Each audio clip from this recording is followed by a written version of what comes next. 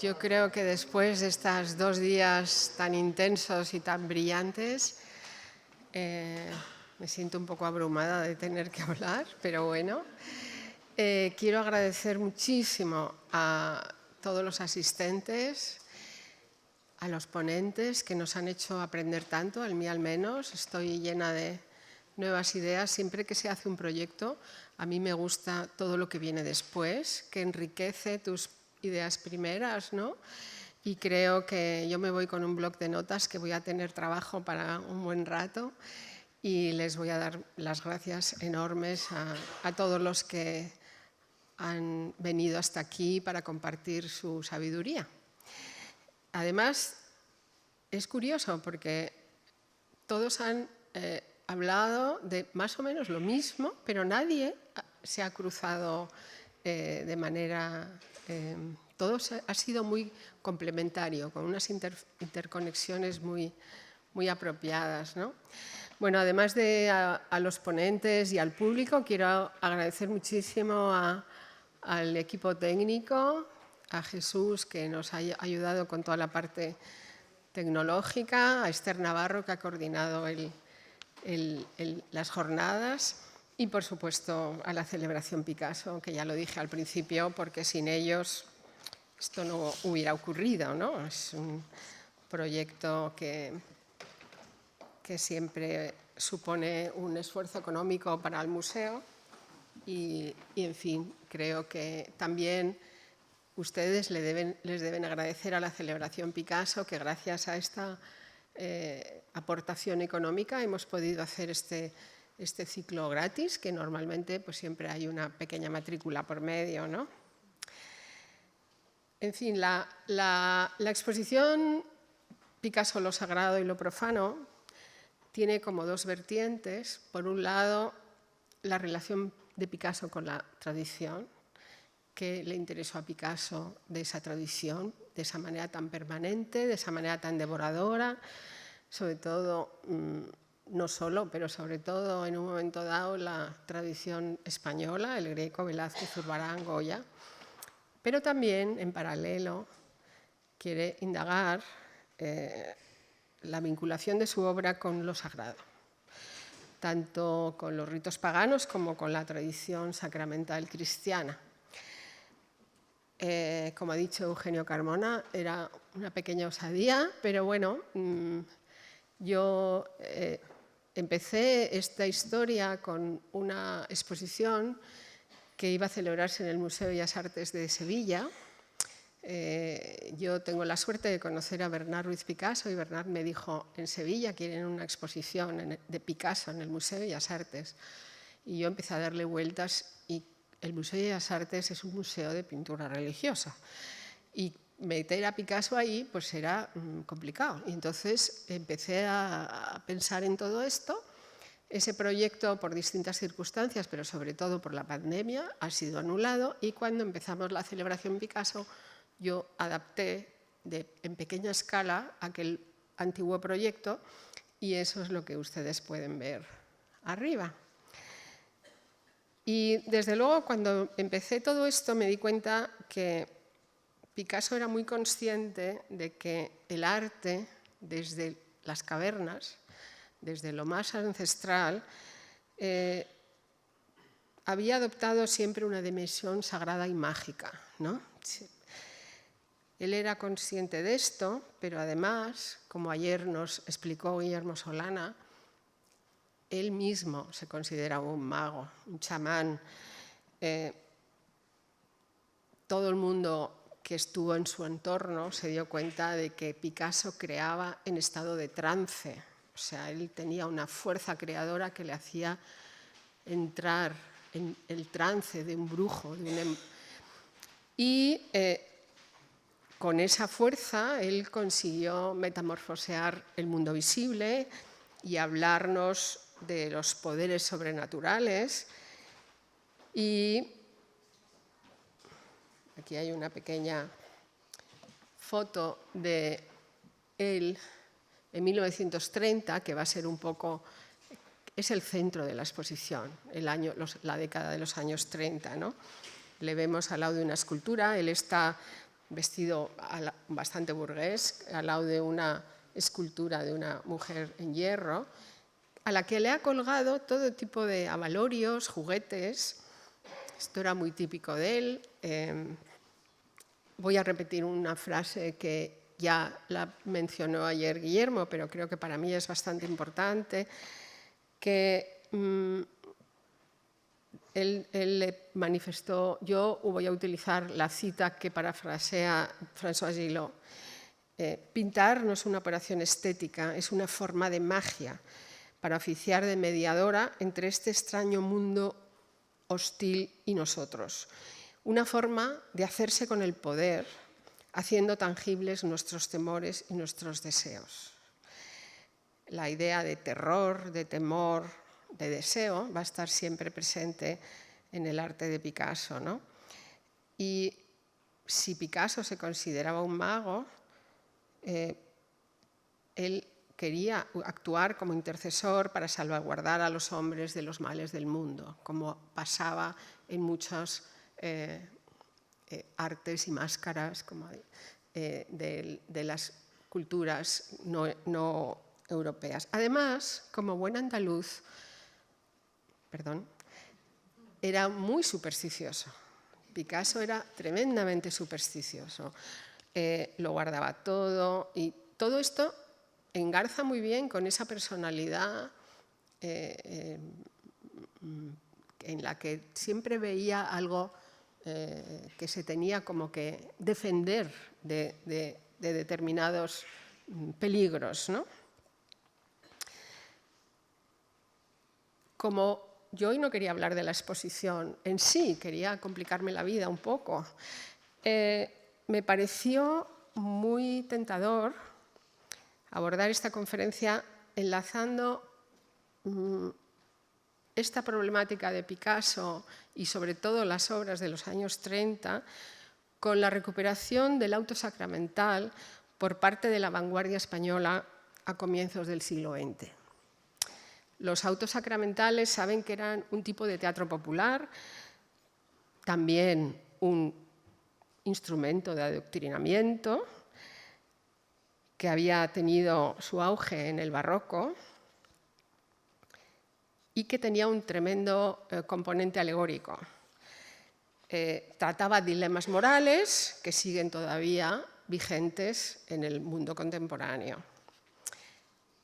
Siempre, por supuesto, tenían un componente de adoctrinamiento de la religión católica. De hecho, se solían representar en los pueblos el día de Corpus Christi, ¿no? Al aire libre. Pero estas piezas teatrales abstractas, muy alegóricas, alejadas de la realidad, querían agitar las conciencias, combatir los males del mundo y también reflexionaban sobre la naturaleza humana. Y este género dramático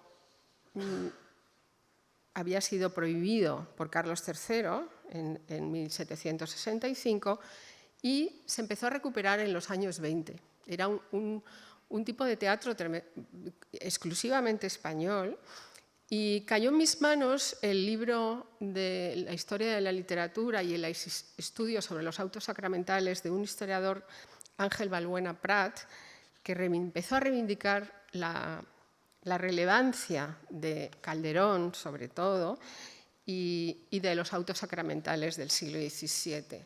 Esta reivindicación de Balbuena coincidía con la atracción del arte de ese momento y de la literatura de ese momento por lo abstracto y lo simbólico, por lo que no es de extrañar que acabara teniendo una cierta influencia en el teatro de vanguardia del momento. Por ejemplo, algo significativo es que Federico García Lorca, en su barraca, con su barraca, el Teatro Ambulante de la Barraca, representaron en 1932 el auto sacramental La vida es sueño, que se estrenó en Burgo de Osma y luego fue pasando por toda España hasta que terminó en el Paraninfo de la Universidad Complutense con un gran éxito. Hay que aclarar que no se trataba de la célebre Vida el sueño, el drama calderoniano que todos conocemos, ¿no? El soliloquio de Segismundo sobre el sentido de la vida, sino la versión de la vida y sueño en forma de auto sacramental, mucho menos conocida y que fue escrita por Calderón 40 años después, cuando ya se había convertido al sacerdocio. En este auto, Calderón relataba la historia bíblica desde el universo, la creación del hombre, la expulsión del paraíso, en fin, toda esa serie de figuras retóricas, y por medio del perdón y la instauración de los sacramentos llegaba la salvación al hombre. Los personajes no representan individuos, sino más bien conceptos, ¿no? Ideas. El hombre se veía sometido a una serie de pruebas y en este viaje se enfrenta a su propia sombra, que fue representada por el propio Lorca. Y Lorca hablaba de esta escena con estas palabras. La lucha de los 4 elementos de la naturaleza por dominar el mundo, el terror del hombre recién nacido, todavía tembloroso de arcilla y luz planetaria, y la escena de la sombra, con el pálido príncipe de las tinieblas, son momentos dramáticos de difícil superación en ningún teatro. Por otra parte, la escenografía que había hecho el pintor Benjamín Palencia acrecentaba todavía más ese simbolismo alegórico del drama. Rafael Alberti, Miguel Hernández, el propio Azorín, habían escrito sus propios autos sacramentales, se convirtió en una pequeña moda, ¿no? Y que también partían de una dramatización alegórica que se parecía al género tradicional, pero, por supuesto, prescindía del contenido religioso. Alberti adaptó este estilo en un famoso auto sacramental de 1931 que se representó en el Teatro de la Zarzuela, El hombre deshabitado, que también a través de la forma abstracta, alegórica y mítica le permitía hablar de grandes verdades, de grandes preocupaciones, ¿no? Él hablaba así, Alberti: apoyándome en el Génesis, en el hombre deshabitado, desarrollo desde su oscura extracción de las profundidades del subsuelo hasta su repentino asesinato y condenación a las llamas, un auto sacramental sin sacramento, libre de toda preocupación teológica, pero no poética.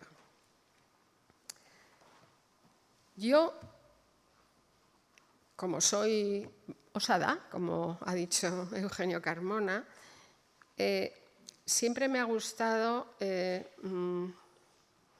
me ha convencido la cercanía que han visto algunos autores en esta puesta en escena de Guernica como un auto sacramental, como un gran auto sacramental alegórico, con actitudes ceremoniales, trágicas, alegóricas. También, ¿por qué no?, con un gran paso de Semana Santa que avanza de derecha a izquierda. O sea, tiene unas grandes connotaciones sagradas y profanas.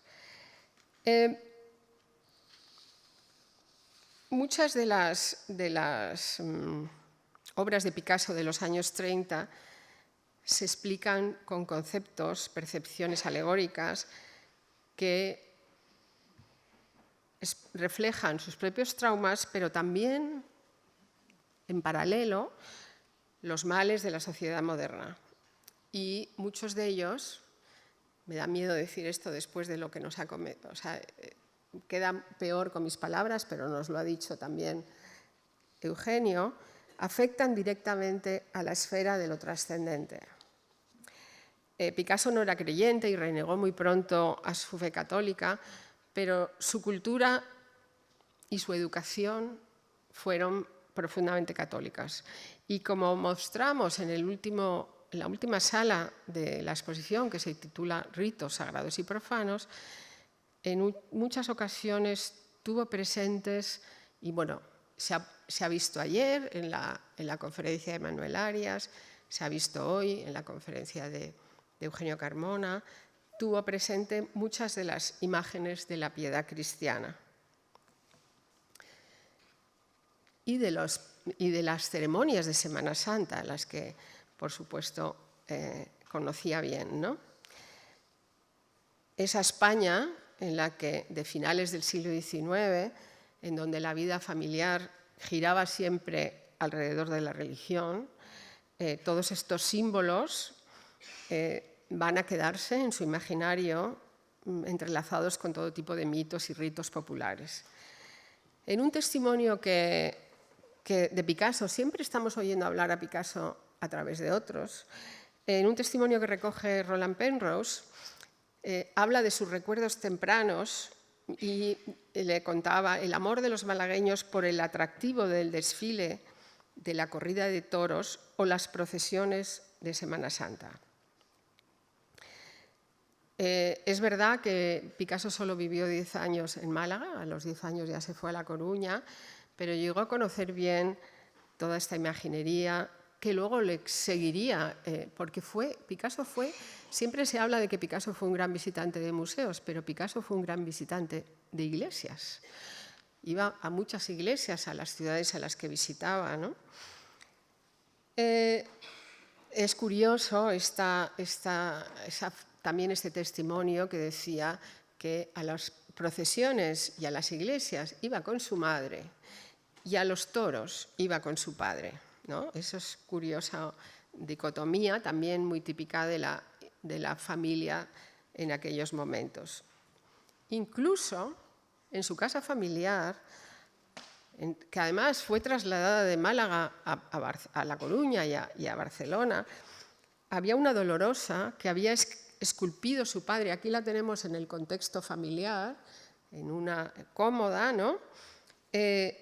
La había hecho su padre inspirándose en la dolorosa famosa de Pedro de Mena. La otra imagen es tal cual está ahora en la casa natal Picasso en Málaga. En la exposición se presenta este Ecce-Homo un poco para mostrar esta referencia de la imaginería cristiana, católica, que había sido tan repetida. La conferencia de Manuel Arias nos lo explicó muy bien, ¿no?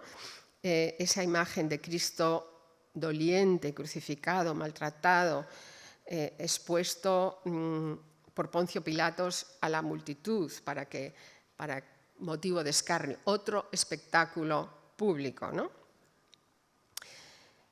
Y como pasaba con el barroco español, el naturalismo, patetismo, era el principal objetivo para incitar a la devoción, para difundir la fe católica, como ocurría también en los autos sacramentales. Picasso era muy consciente de esto y cuando él iba a ver obras religiosas a los museos, siempre se dio cuenta de que esas imágenes en un momento dado habían sido imágenes de devoción y ahora se habían convertido en obras artísticas puestas en una vitrina o en una pared de un museo. Lo mismo que ocurrió cuando vio los artefactos de otras culturas en Trocadero, también se dio cuenta del carácter que esos artefactos eran usados para ceremoniales mágicos y no eran simples formas geométricas atractivas para los lenguajes de la vanguardia. Pero hay algo que también está muy presente en Picasso, que él recuerda sus orígenes andaluces, quiere volver a ese rescate de las imágenes, pero todo esto en paralelo, y eso es algo que Picasso siempre tuvo presente, hay una reacción de emancipación y de resistencia, de profanación, ¿no?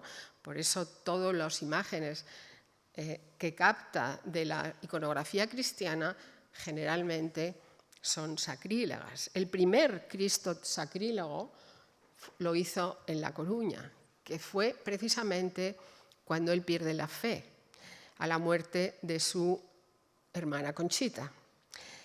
Aquí vemos a Cristo dando la absolución o bendiciendo al diablo.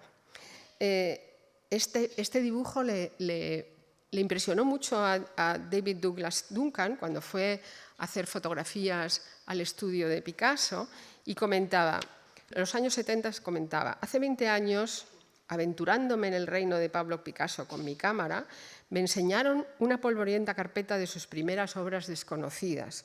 Había bocetos al lápiz, palomas, toreros, pícaros y un Cristo dando la absolución al diablo. O sea, él lo guardó como todo lo que guardaba, ¿no? Porque era un supersticioso que no tiraba nada.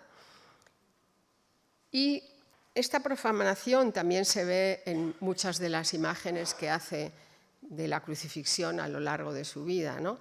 También es curioso que a la vuelta de la inauguración de su exposición en Zúrich, que viajó con Olga y con su hijo Paulo, se para a ver la crucifixión de Grunewald en el Museo de Colmar, ¿no?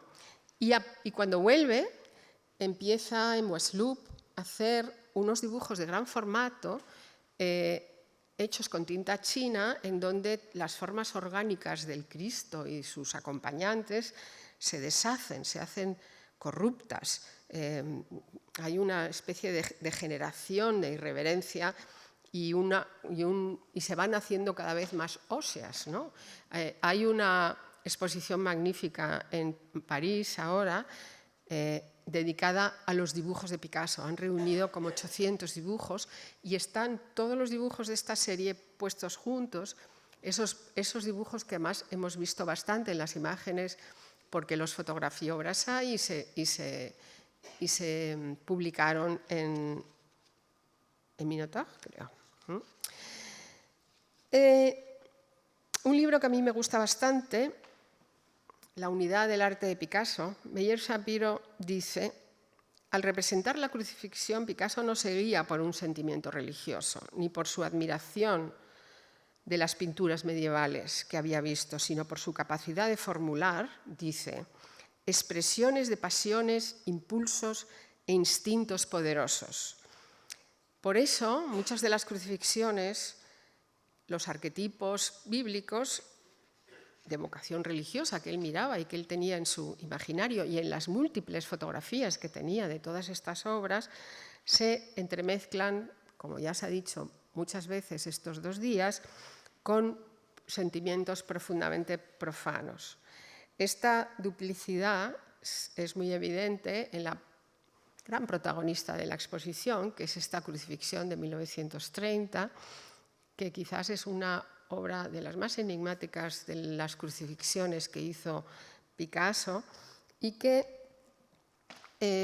esta pequeña tabla, ¿no? Y que hay una especie de acumulación y desconcierto y no acabamos de saber qué es lo que estamos viendo, pero al verla al lado de una crucifixión del siglo XV, de un anónimo valenciano, sí que sigue algunas de las pautas típicas de la iconografía de la crucifixión, ¿no?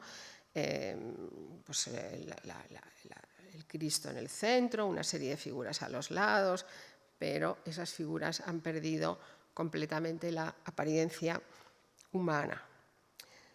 En unos dibujos que también han estado muy presentes estos días, es un carné, el carné 38, que hace entre 1929 y 1930, empieza ya a experimentar con esta misma atmósfera acumulativa y turbulenta, con una gran... Todavía no tiene la misma violencia visual, pero sí que se empieza a intuir. Pero a mí me interesa un aspecto que está en este dibujo precisamente, que son los espectadores. Están dispuestos en distintos niveles, como si estuvieran sentados en gradas, y una arcada que sugiere una arena. Estos dibujos los vinculó ayer Juan José Lahuerta con el mundo del cine, y por supuesto que también.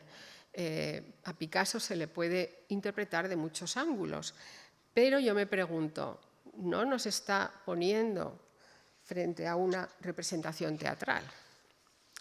Como sabemos, los romanos reservaban el castigo de la crucifixión a los revolucionarios políticos y criminales, y ese espectáculo sacrificial era contemplado por la muchedumbre, también con una intencionalidad aleccionadora. Volvemos a encontrarnos una alusión al auto sacramental barroco.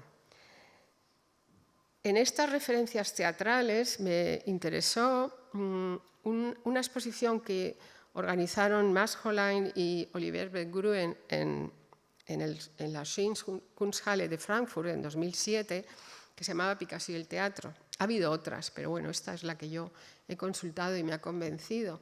Y Olivier Berggruen, en el ensayo del catálogo, expone que algo que me pareció interesante: el teatro le proporciona a Picasso un método de ensamblaje que había desarrollado primero en el cubismo.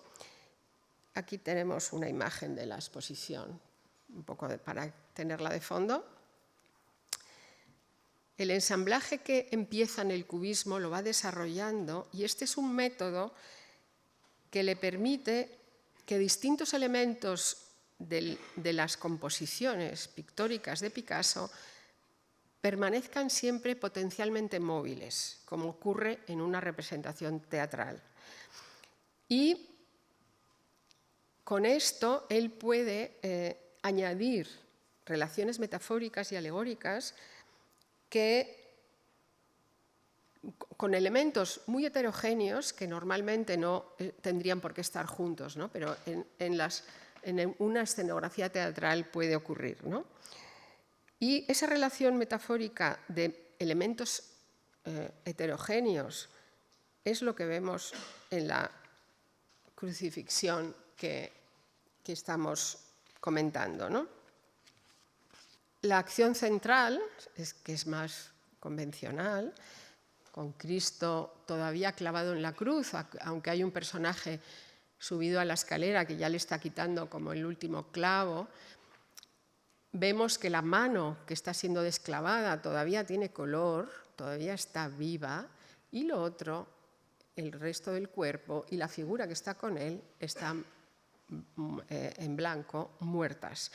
Rocío Robles ayer habló de esta comparación, ¿no?, del blanco como algo muerto, los colores cálidos como algo vivo, y creo que esto es algo que vemos perfectamente aquí en esta representación de Cristo. Abajo los ladrones, abajo a la izquierda los ladrones que ya han sido descolgados, los soldados que están jugándose la túnica de Cristo a los dados, por supuesto el personaje ridículo a caballo en el centro, al lado de la escalera, clavándole la lanza en el costado a Cristo. Todo eso lo podemos más o menos reconocer. Pero tanto la bestia blanca dentada que está con esa especie de túnica delante del crucificado, como las dos figuras de los extremos descoyuntadas, una con los brazos en alto, otras con una gran piedra encima de la cabeza, han sido y siguen siendo motivo de interpretación.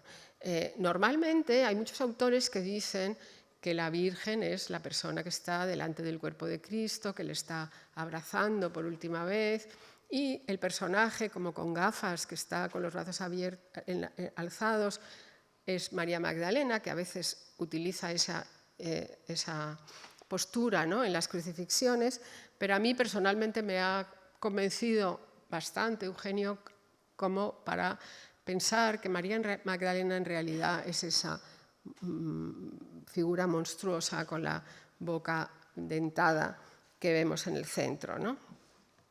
Muchos de estos personajes ya habían aparecido en los años anteriores en una serie de obras a los que Christian Cerbos les dedicó un artículo en Cahiers d'Art y los denominó tableaux magiques, cuadros mágicos. Y en este artículo Cerbos utiliza frases muy peculiares que nos sirven para hablar de la crucifixión. El ceremonial mágico, el término transmutación, y también dice que estas obras fueron utilizadas para invocar fuerzas espirituales ocultas. Otros parecen, esto está en la exposición, otros parecen ideogramas que hay que descifrar, ¿no? Más geométricos. Y todo ello, todas estas muchas, ciento algo pinturas que hizo en estos años, en el fondo estaban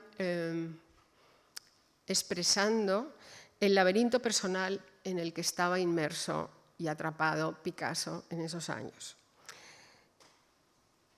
Lo mismo ocurre con la crucifixión. Si seguimos con la línea interpretativa de Cervós, las figuras deformes de la crucifixión parece que están interpretando algún tipo de ritual mágico, y también podríamos hablar de esta obra como un personal exorcismo. Jean Clair, que hizo una exposición muy fascinante que se llamaba Cuerpos crucificados, Corps crucifiés, que no solamente estaba Picasso, sino también Bacon, de Kooning, Guttuso. Al hablar de esta obra decía: ¿qué le ocurrió a Picasso en París el 7 de febrero de ese año? Como saben, esta obra está fechada el 7 de febrero de 1930. Y decía: ¿se trata de una puesta en escena alegórica de su problemática vida privada? Claramente vuelve a haber una referencia teatral en estas palabras de Jean Clair. Al mismo tiempo, también lo vemos en la exposición, la gran atracción que tuvo Picasso por la cultura popular le llevó a confrontar, para él era lo mismo, lo sagrado de las crucifixiones de la tradición católica con lo profano del ritual de las corridas, para expresar ese horror ancestral a la muerte y a la tragedia. La crucifixión tiene muchos elementos comunes con la fiesta. Otro espectáculo de carácter ritual y otro espectáculo hecho con espectadores. Este carácter sacrificial que siempre tiene por medio una víctima inocente. La versión que tenemos nosotros en el museo de 1934 es bastante blanda todavía, ¿no? Es un picador, es un Longinos que se ha convertido en picador, pero las imágenes que nos puso ayer William Jeffett, vimos que estas corridas de estos años se volvieron francamente violentas, incluso eróticas, ¿no? Había una especie como de lucha cuerpo a cuerpo entre dos elementos. Y, por supuesto, la figura de Longinos. En la exposición el cuadro está colgado al lado de una crucifixión del maestro del Virgo Inter Virgines, en donde se ve muy bien la figura de Longinos subido a caballo. Fuera correcto que estuviera subido a caballo o no, pero lo está. Y esa imagen de Longinos se acaba convirtiendo en un Longinos picador que vemos en nuestra corrida, ¿no? Pocos años después, estos dos temas, la violencia ancestral que hemos abordado en la crucifixión y la corrida, aparecen interconectadas en Guernica. Este gran lienzo, que no hace falta contar, que fue pintado rápidamente en plena guerra civil, entre mayo y julio del 37, vuelve otra vez Picasso a mezclar las fuentes religiosas y las paganas, con la intención de denunciar la violencia y el sufrimiento de la guerra. Pero como ocurría en el auto sacramental, por ejemplo, El hombre deshabitado de Alberti, la forma alegórica le permite hablar de preocupaciones generales, no de un hecho concreto, sino del drama universal que se encadena con la guerra. Y quizás por esto el cuadro decepcionó a los que se lo habían encargado. Ellos querían un cuadro de historia muy real, y de la misma manera que la crucifixión de 1930 subvirtió los códigos de la pintura religiosa, Guernica, por su carácter alegórico, rompió el molde de la pintura de historia. En parte, Picasso recurrió a los desastres de la guerra de Goya, que en la exposición es curioso porque hay un grabado de Goya al principio de la exposición, muy cerca de los grabados de la Suite Volard, que es una imagen de los caprichos, ¿no? Es una joven con una celestina subiéndose la media, que entra muy en conexión con el tema erótico que le está interesando a Picasso cuando llega a Madrid, y luego ya los primeros años de París, se fija en el Goya más erótico, digamos, o más provocador. Y en cambio, en el último viaje que hizo a España, en el año 34, descubre los desastres de la guerra, le fascinan los desastres de la guerra. Y en la exposición tenemos estos dos, que están muy directamente relacionados con Guernica, pero también con la crucifixión, ¿no? Esto es una escalera como un descendimiento, ¿no? Están bajando a los cuerpos de los ahorcados como si estuvieran descendiendo el cuerpo de Cristo. Aquí voy a hacer un pequeño inciso y vuelvo al auto sacramental. En el año 56, ya en el exilio, Alberti volvió a escribir un auto sacramental laico que se tituló Noche de guerra en el Museo del Prado. Está ambientado en noviembre del 36, en plena guerra civil, y se basa en los recuerdos de Alberti, que fue uno de los protagonistas del traslado de los cuadros del Museo del Prado, primero a los sótanos de las instalaciones para protegerlos de los bombardeos y después, como saben, a Valencia y a Ginebra. En la obra, los milicianos y los personajes de Goya, Velázquez, Rubens, Tiziano salen de los cuadros, cobran vida, hacen una barricada para defenderse de los ejércitos, del peligro, ¿no? Y en uno de los actos aparece Picasso.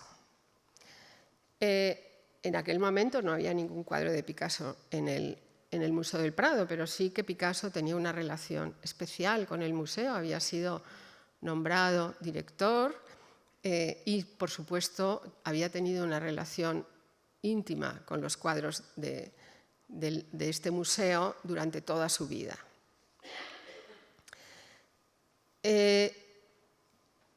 Goya y Picasso establecen una relación curiosa, un diálogo, en donde empieza a haber como una especie de convergencia entre los acontecimientos de 1908 y los momentos de la guerra de 1936.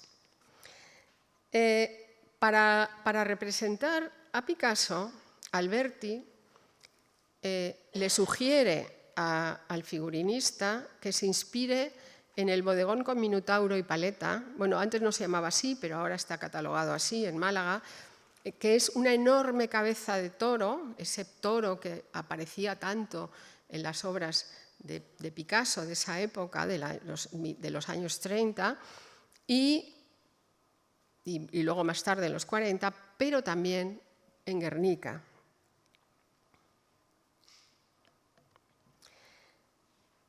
Y además de aparecer el toro, además de tener ese componente alegórico, metafórico, que podría, así de una manera muy atrevida, vincularse a la representación de un auto sacramental, Picasso utiliza una vez más el simbolismo cristiano.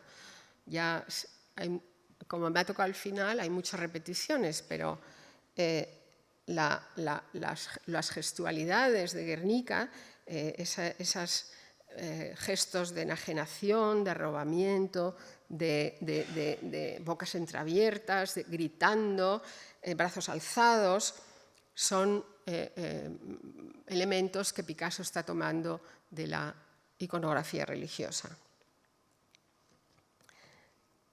Lo mismo que esta obra del entorno de Guernica que tenemos en la exposición, el llanto de la madre, que es un aullido, ¿no? Ese aullido que va a repetir tantas veces, y la deformación, nos hacen siempre vincularlo a la expresión de sufrimiento de una piedad. Como sucede con los grandes clásicos, desde luego como ocurre con el teatro de Calderón, como ocurre con las obras universales de Goya, estas escenas de violencia y muerte, sufrimiento y confusión, que también nos dejó Picasso, son premoniciones de los problemas y traumas del mundo contemporáneo. Se convierten en imágenes universales. Lo mismo que se dieron cuenta los literatos de los años 20 y recuperaron un formato para adaptarlo a su teatro experimental, porque en el fondo el auto sacramental se interpretó en clave experimental. Picasso utiliza este tipo de imágenes universales para hablarnos para el futuro, ¿no? Y me gusta ponerlo al lado de esta estampa de Goya, que también fue otro artista que nos ha dejado imágenes muy universales, que también pertenece a los desastres. Hay una iconografía religiosa, estamos viéndole cómo está tomando la postura de Cristo en el Huerto de los Olivos. Pero lo que verdaderamente nos está contando es lo que escribe en la leyenda de la estampa: tristes presentimientos de lo que ha de acontecer. Y bueno,